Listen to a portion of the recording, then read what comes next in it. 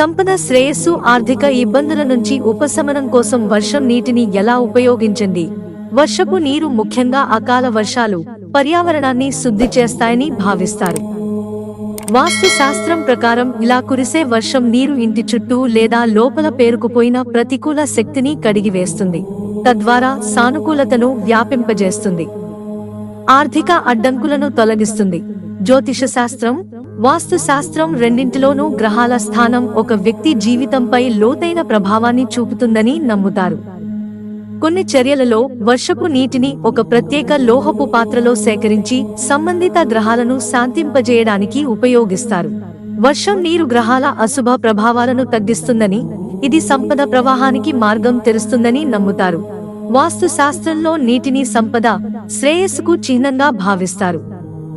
వర్షపు నీరు నేరుగా ప్రకృతి నుంచి వస్తుంది. ఈ నీటిని సేకరించి ఇంటి ఈశాన్య మూలలో ఉంచడం శుభప్రదంగా భావిస్తారు. ఈ ప్రదేశం దేవతల ప్రదేశం. ఇక్కడ నీటిని ఉంచడం వలన సంపద దేవత అయిన లక్ష్మీదేవి ఆశీర్వాదం లభిస్తుంది. ఇది ఇంట్లో శ్రేయస్సును తెస్తుంది. వర్షం తరచుగా కొత్త ప్రారంభాలను, తాజాదనంతో ముడిపడి ఉంటుంది. వాస్తు శాస్త్రం ప్రకారం వర్షపు నీటితో స్నానం చేయడం లేదా ఇంట్లో చల్లడం వల్ల దురదృష్టం తొలగిపోతుంది, కొత్త అవకాశాలకు తలుపులు తెరుస్తుంది. ఇది వ్యాపారం, ఉద్యోగంలో వృద్ధికి దారితీస్తుంది.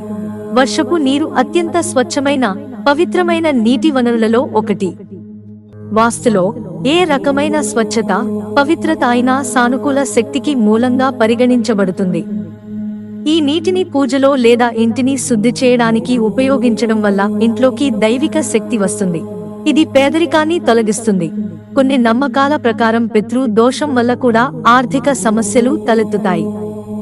వర్షపు నీటిని పూర్వీకులకు తర్పణం సమర్పించడానికి లేదా దానికి సంబంధించిన చర్యలు తీసుకోవడానికి ఉపయోగించవచ్చు. దీనివల్ల పూర్వీకులు సంతోషిస్తారని, వారు తమ ఆశీర్వాదాలను ఇస్తారని.